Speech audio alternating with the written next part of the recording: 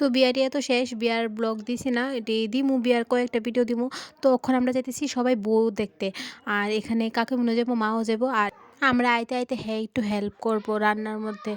আর আজকে আমরা রান্নাটা একটু দেরি হইব, কারণ আইব হইছে মা আর রুহি। তো বেশি কথা না কই এখন জায়গা বউ দেখতে। তো আমি তো এখানে রেডি, মাও রেডি, কাকিমুনিও রেডি। তো ওখানে আইফুসি জামাই দেখতে, তো তোমরা দেখো।